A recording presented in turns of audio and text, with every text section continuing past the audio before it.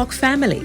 Let's talk family about the things that impact us as individual family members, as a whole, as a community family, and as a country family. Let's Talk Family Live. Let's Talk Family is a program brought to you by Family Life Ministries. Family Life Ministries is a counseling organization that primarily offers individual, family, and relationship counseling.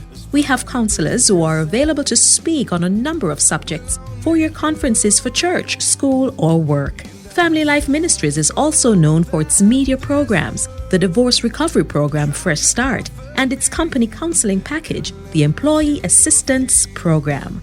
Visit our website at www.familylifeministriesjamaica.com. Find us on Facebook at FLM Family Life Ministries or on Instagram at FLMJA, and subscribe to our YouTube channel, Family Life Ministries FLMJA. We'll give our numbers at the end of this program. Now here's today's episode of Let's Talk Family. Welcome to Let's Talk Family. I'm your host, Halcyon Reed. This evening, let's look at Matthew 18, verse 6. It says, "If anyone causes one of these little ones, those who believe in me, to stumble, it would be better for them to have a large millstone hung around their neck and to be drowned in the depths of the sea." Good evening, everyone. Tonight we want to talk about child abuse. On any given day, a child may be abused. He or she may be your child, your sibling, or some other relative, your neighbor, your friend, a child you may just encounter walking on the street. Child abuse in any space or of whatever kind is cause for serious concern, and we have many questions. To help us understand this plague called child abuse is Pauline Bain, counseling psychologist. Welcome, Mrs. Bain. Thank you very much. It's good to be here. Right. So let's jump right to it. What is child abuse? Well, child abuse is any action that causes physical or mental injury or sexual abuse to a child. It could be negligence. It could be ill treatment. Anything that is negative that somebody does to a child can be harmed, or the child can be threatened, and it's really a wide area when we talk about child abuse. All right, so we have some sort of definition to work with, but who is considered a child? A child is anyone who is 17 years and 364 days. The child is under 18 years. Okay, all right. So how do you define, or what's the profile of an abuser? Where are they found and what do they look like? Well, there's no special look that an abuser has. There's no profile. They're found anywhere, everywhere. They're in every socioeconomic group in Jamaica, rich, poor, in between. You cannot look at somebody and say, oh, that is a child abuser, because it's very difficult to determine who is a child abuser. All right.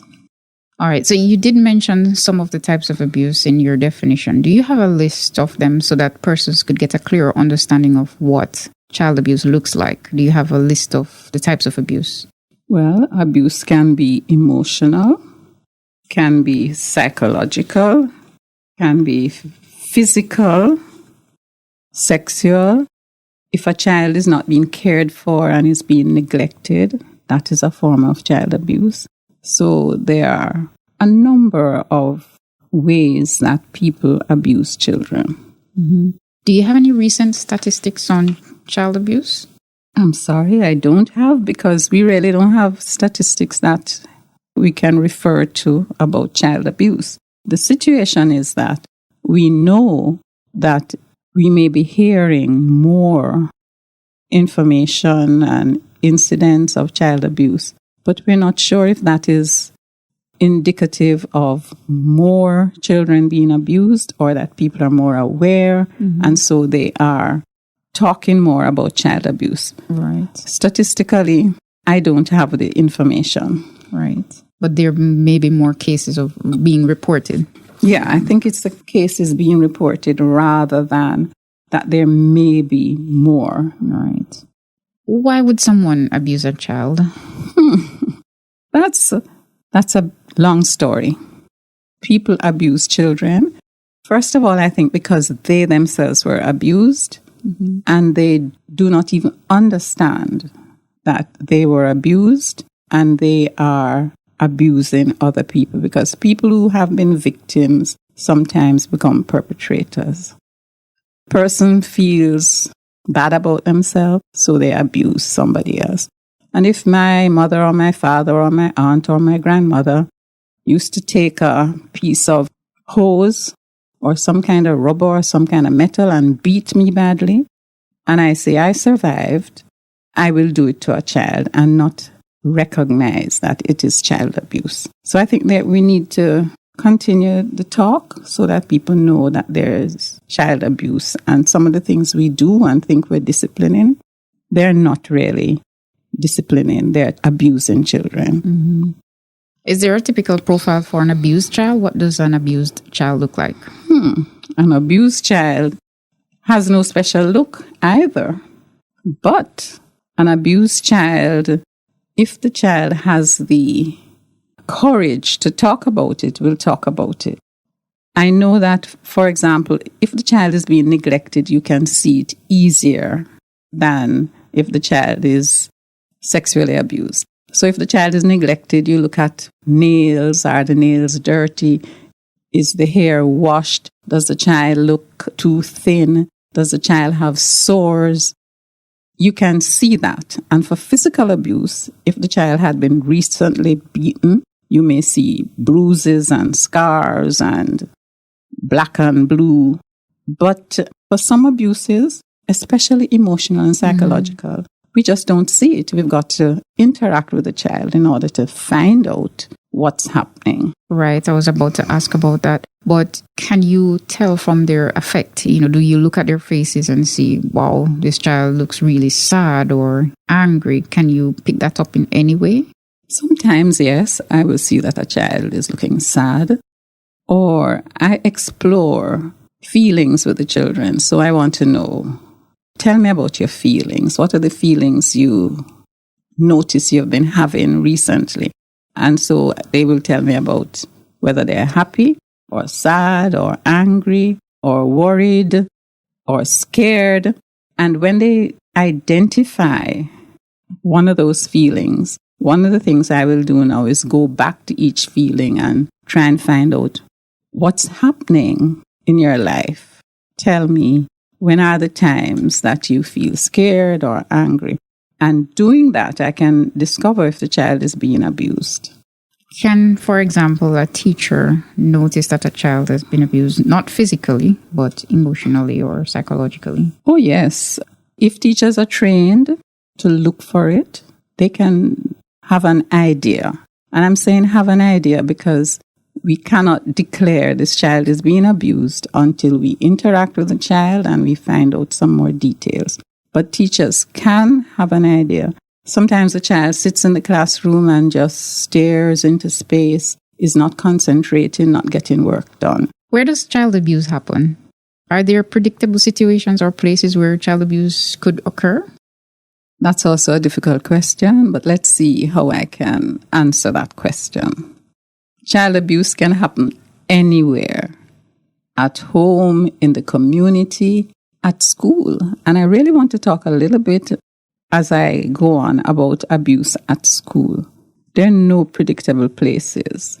One of the things I notice, and researchers have indicated, that sometimes in families that are rigid and overprotect their children, child abuse could be occurring in those families, and people don't know because of their lifestyle.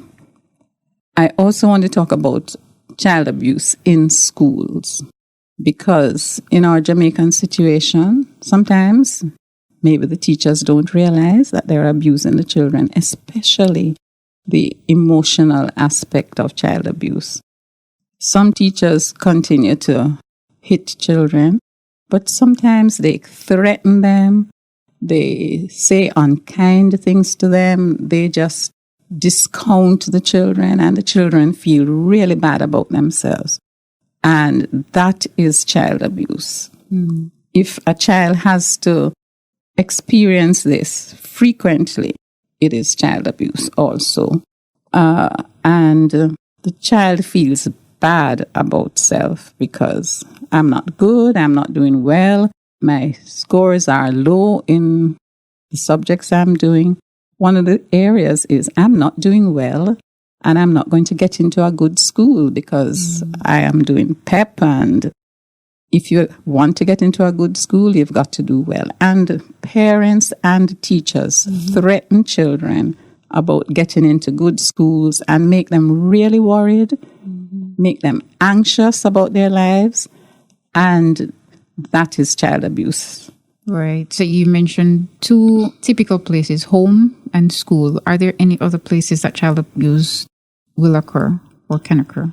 Yeah, I think that any place where adults interact with children, child abuse is possible.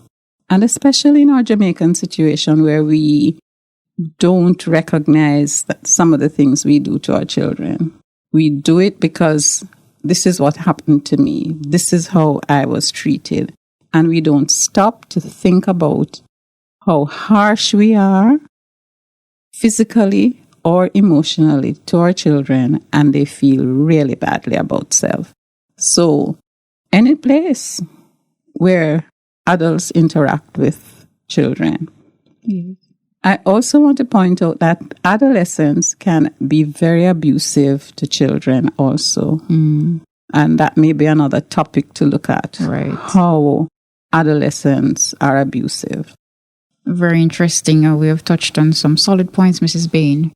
But we have to go now. Remember that there is always a way out of an abusive situation, even as a child. Help your children to live a safe, healthy, and happy life. Reach out and protect them. Thanks for listening. I'm Halcyon Reed, and this was Let's Talk Family. Good evening, and remember to stay safe and to care for others like you would want to be cared for. Blessings.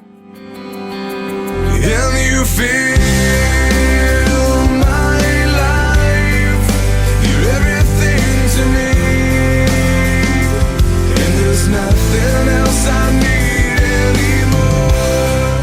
This was Let's Talk Family, a production of Family Life Ministries. If you or anyone you know would like advice and counseling, call us or head office at 1 Cecilio Avenue at 876-926-8101, 876-929-4360, or 876-920-1034, or even or center in Port Moore at 117 Cecile Avenue at 876-939-7917.